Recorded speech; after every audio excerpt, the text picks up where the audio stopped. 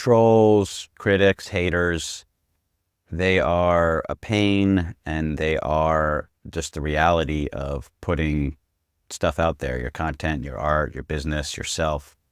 And critics have always been a thing, but now because of the internet, the numbers of critics that we are exposed to if we step onto the internet is massive.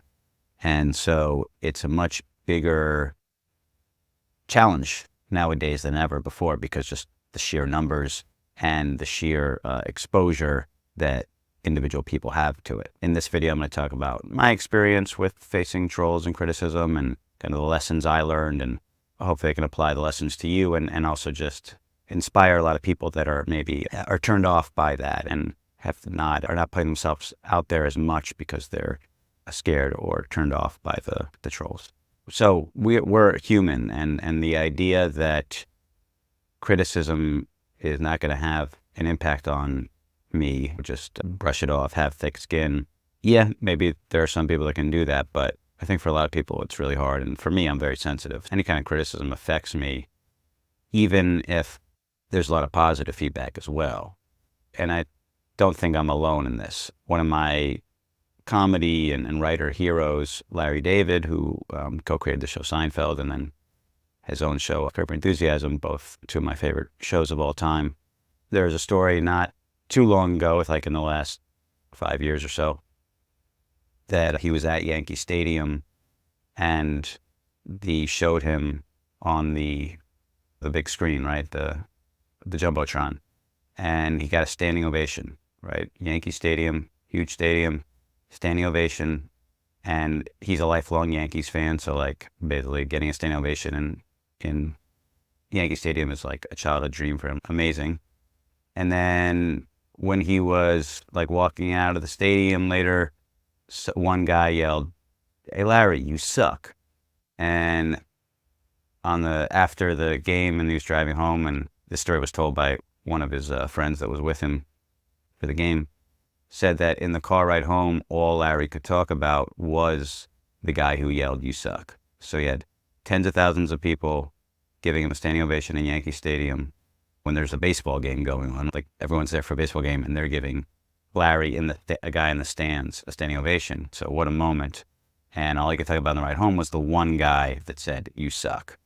So in other words, we have, and if you don't know who he is, and it wasn't clear by what I said, he is an insanely successful, hundreds of millions of dollars, considered one of the great comedy writers of all time, awards, everything. So in other words, he's as successful as you can be, and you got a stadium, full of people cheering him, and all he could talk about was the one troll.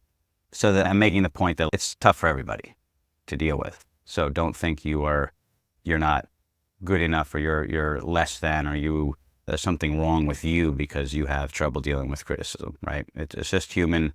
We're more prone to pay attention to criticism because potentially it could lead to, when we evolved in a tribal setting, people started hating you. They might throw you out of the tribe or just kill you in your sleep or whatever. And so we're more prone to pay attention to criticism because it could lead to real danger of our lives as we evolved.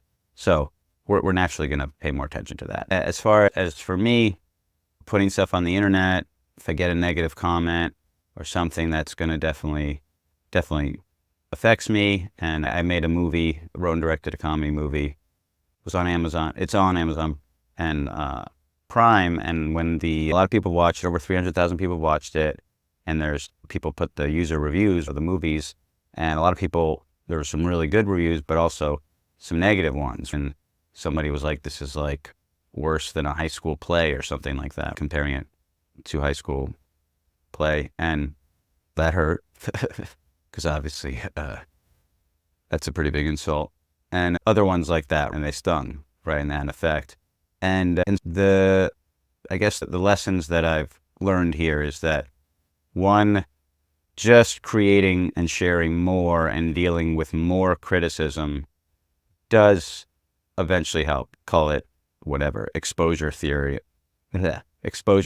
or building up a thick skin. Doing it more and more you do start to get more used to it, even though it stings, that you can at least, it doesn't completely stop you anymore. You can keep going. So one big thing is to keep creating more and exposing yourself to more criticism. And so really putting that stuff out there and putting stuff that's not perfect out there. Like, in other words, really opening yourself up to criticism because it's not perfect, and just letting it get out there and just letting it have the effect it will. Because a lot of times the fear of the criticism will cause you to spend so much time trying to make it perfect, and you end up spending too much time on the one piece, and you're not creating other stuff. And sometimes you even make it worse because you're just redoing it over and over. Perfectionism, obviously, something I deal with, of course, but by just trying to put more stuff out there and not be so worried about the criticism and working too hard on one piece, over the long run, actually, the pieces will get better, your work will get better, and you'll be less afraid of criticism, right? The goal here is to not avoid criticism, because that's impossible. The goal is to just be okay with it. Not happy about it doesn't mean you won't sting, but just be okay with it. It's going to happen, and that's okay. And one thing to keep in mind about critics, trolls, haters, is most often they're criticizing what they wish they had the courage to do, right? It's the thing or something like the thing that they wish they could do, but they don't have the courage. So they criticize. They don't do it themselves. They just criticize other people. Ultimately, I think that we can have compassion for trolls, even if they're saying mean and nasty things. Think about it. They're just scared, a scared little kid.